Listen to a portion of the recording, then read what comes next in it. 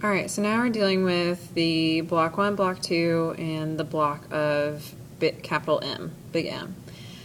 And so this one's also our extra credit one, and so we see that they basically don't give us any numbers in this at all. They just say M1, M2, big M, V, and then one thing that we need to kind of note is that the frictional force on block 1 is F, and on block 2 it's going to be 2F. All right, so on the figure below, draw and label the forces on the block of M1. So we see that M1 has got this one string attached to it. It's got the frictional force F, our normal force, and our mg. So that's what we're going to be drawing. So we've got this normal force, which is always perpendicular to the surface. We've got this frictional force, and we've got this tension.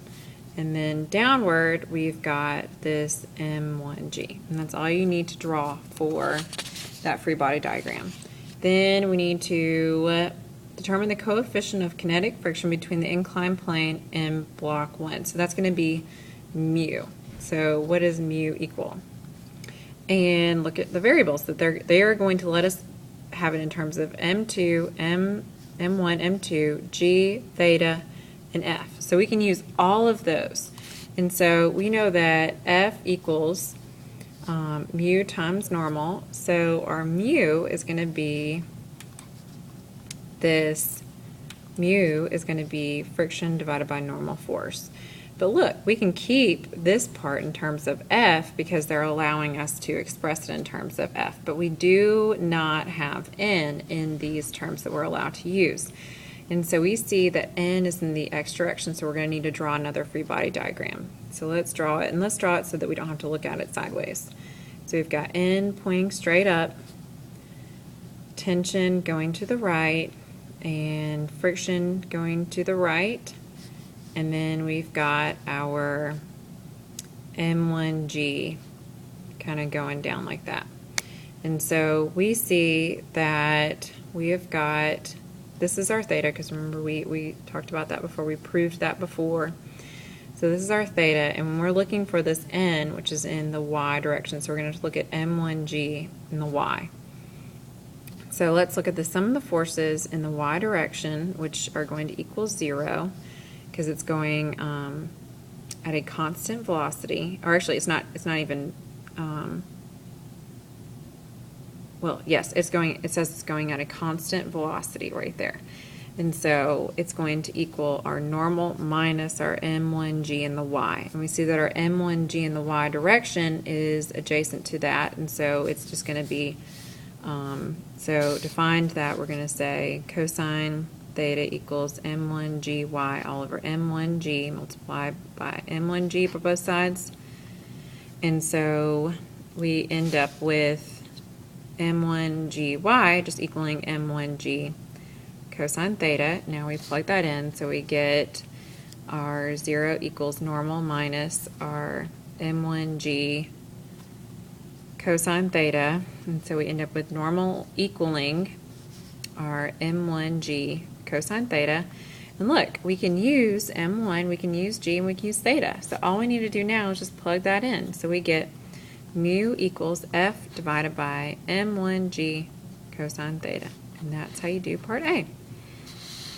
Part B, or excuse me, part C, this was part B, this is part C, wants us to find this value M, all right, that allows blocks 1 and 2 to move with a constant velocity down the plane.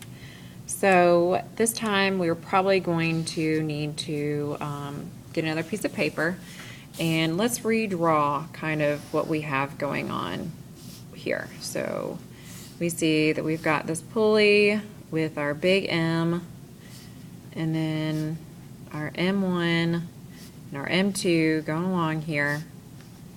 And we see that this M1, use a different color pen, has got this F, this frictional force going like that. This M2's got this 2F going to the right as well. We've got our T, and we're just going to call this T1, and we're going to call this is also T1. We see that this is block 2, this is block 1. This is going to be T2 because it's actually another string and then this is going to be the same string as T2, so it's going to be T2, and then we've got big MG, and we've also got our M1G right here, and then we've got our M2G right here. So these are all the forces acting on it, and we have got this constant velocity acting in this kind of general direction. So let's look at this. We're going to have to find some of the forces in the same direction as our velocity.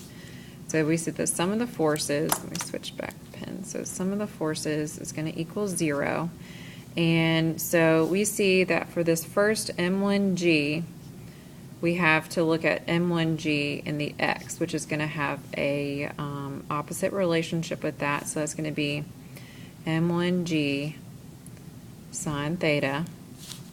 Then our frictional force is going opposite of the velocity, so it's going to be minus this frictional force minus this T1, and then we see that this T1 is also going the opposite direction, so it's going to be plus T1 minus 1 plus T1. Then our mg right here, M2g, we have got M2g in the x direction, like that. And so we're going to add this M2g, and because it is opposite, it's going to be M2g sine theta, and then minus our 2f minus our T2, and then over here we see that the T2 is going the same direction, so we're going to say plus T2 and then minus our mg, because this is going all down. So this is all down, all in the same direction as the velocity, like that. And so we can cross out our T1s, our T2s, we can add our 1f and our 2f, so let's set that up. 0 equals m1g sine theta minus 3f plus our m2g sine theta minus our mg. And we're looking for this big M right here, so let's add our mg to both sides.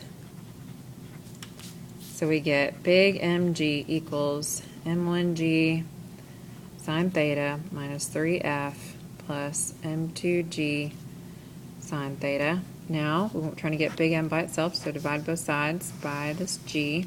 And so look, we can put g under this, and g under this, okay? And this cancel out, these cancel out, but this does not. So we end up with big M equaling m1 sine theta plus m2 sine theta minus 3f all over g. Now we could just leave it like this too. I mean, you could have just left it like that as well, just like mg sine theta minus 3f minus m2g sine theta all over g, and you didn't have to cross that g out or anything. And if you want to simplify it some more, we can do that. So we can take out this sine theta, so we get sine theta m1 plus m2 minus 3f all over g. And this is basically the most simplified version that you can get to for that part. Now in part D, it says that, oops, Daisy, sorry. It says that the string is cut, and so now we have got block 1 accelerating downward like that. And so we again have got our normal. This time we only have our friction going down like that. We've got our m1g, and again we've got to split that up.